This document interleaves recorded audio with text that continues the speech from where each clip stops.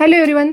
कधी कधी जास्त भाज्या खाऊन किंवा भाजीबरोबर तीच चपाती किंवा भाकर खाऊन कंटाळा आला असेल तेव्हा ही एक सोपी रेसिपी नक्की ट्राय करून बघा. कांद्याचा परोठा कुठल्याही भाजीबरोबर खूप टेस्टी लागते. त्यासाठी आपण घेणार आहे बारीक कट केलेला कांदा, बारीक कट केलेली कोथिंबीर घ्यायची आहे. बेसिक असं आपण सारण तयार करणार आहे बघा. अगदी सोपी आहे, नक्की ट्राय करून बघा. आता यामध्ये टाकायचं आहे आपल्याला हळद, तिखट, धनापूड, चवीनुसार मीठ टाकायचं आहे. आपल्याला सगळे टेस्ट आहे म्हणजे मसाले जे आहे आपण आपल्या टेस्ट अकॉर्डिंग टाकायचं आहे. तेल टाकायचं आहे. हे सर्व इन्ग्रेडियंट्स आपल्याला छानपैकी मिक्स करून घ्यायचे आहे. हे झालं आपलं कांद्याचं सारण. अगदी सोपी होते की नाही, आपल्याला शिजवायचं पण नाही आहे, काही नाही, अशा पद्धतीचं सारण तयार करायचं आहे.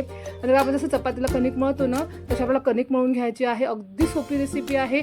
कुठल्याही भाजीबरोबर किंवा मिरचीच्या लोणच्याबरोबर, लिंबाच्या लोणच्याबरोबर किंवा आंब्याच्या लोणच्याबरोबर खूप टेस्ट लागतं हा परोठा. नक्की ट्राय करून बघा. आता आपण चपातीला कणिक मळलेली आहे. एक गोळा घ्यायचा आहे. त्याची आपल्याला मस्त एक मोठी चपाती लाटून घ्यायची आहे. ही चपाती आपण साईडला ठेवणार आहे. आणखी चपाती लाटणार आहे आपण. त्याच साईडची आपल्याला चपाती लाटून घ्यायची आहे बघा.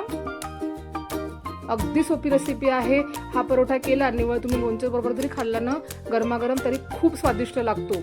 आता याच्यामध्ये तो आपल्याला या चपातीवर टाकायचं आहे तेल छान आपल्याला लावून घ्यायचं सगळं चपातीला. आता यावर टाकायचं आहे आपल्याला कांद्याचं सारण जे आपण केलं होतं ते टाकायचं आहे. त्याला मस्त आपल्याला पसरवून घ्यायचं आहे पूर्ण चपातीवर. जर तुम्हाला हा परोठा तिखट पाहिजे असेल तर तुम्ही यामध्ये बारीक कट केलेली हिरवी मिरची पण टाकू शकता बघा. तर तिखटचं प्रमाण वाढून द्यायचं आहे तुम्हाला. मस्त एकदम चटपटा आणि तिखट असा परोठा तयार होतो. दुसरी चपातीला असं ठेवून घ्यायची आहे आणि मस्त त्याचे काठ जे आहेत आपल्याला दाबून घ्यायचे आहे. अशा पद्धतीने प्रेस करायचं आहे बघा. आता आपल्याला अशा पद्धतीने सुरीच्या साहाय्याने काप करून घ्यायचे आहे.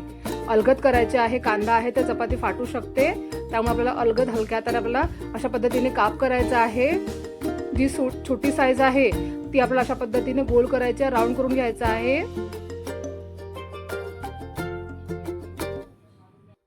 तयार झालेला रोल आपण दुसऱ्या मोठ्या भागावर ठेवणार आहे आणि त्याचा पण अशा पद्धतीने आपण घट्टशीर आपल्याला एक रोल तयार करून घ्यायचा आहे. आता तयार झालेला रोल आपण हातावर ठेवून घ्यायचा आहे. त्याला अशा पद्धतीने आपल्याला प्रेस करून घ्यायचं आहे. तेलाचं प्रमाण आपल्याला चटणीमध्ये कमीच टाकायचं आहे जेणेकरून ते बाहेर आलं नाही पाहिजे. बघा आपण परत एकदा करून दाखवते तुम्हाला मी.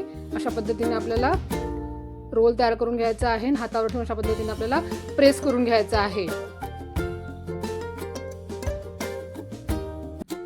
आता कोरडं पीठ लावायचं आहे आपल्याला. परोठा आपल्याला मस्तपैकी हलक्या हाताने लाटून घ्यायचा आहे.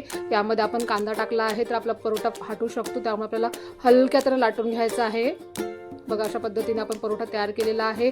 तव्याला आपल्याला छानपैकी तेल लावायचं आहे आणि हा परोठा मस्त खरपूस असं भाजून घ्यायचा आहे. खूप छान लागतो बघा. अगदी सोपी रेसिपी होती की नाही. आणि गरमागरम आपल्याला परोठा मस्तपैकी खायचा आहे. कुठल्याही भाजीबरोबर हा परोठा खूप छान लागतो किंवा हिरव्या मिरचीच्या चटणी बरोबर, लोणच्या बरोबर, लिंबाचं लोणचं असो, आंब्याचं लोणचं असो त्याबरोबर पण खूप टेस्टी लागते बघा.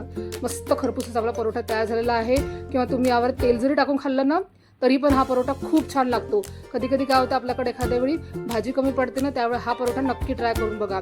तुम्हाला माझी आजची रेसिपी नक्कीच आवडली असेल तर माझ्या व्हिडिओला लाईक करा, शेअर करा, कमेंट करा. नसेल तर माझ्या चॅनलला तुम्ही सबस्क्राईब करा आणि मला भरभरून सपोर्ट करा. भेटू नेक्स्ट व्हिडिओमध्ये अशाच नवीन सोप्या आणि हेल्दी रेसिपींसोबत. Bye bye.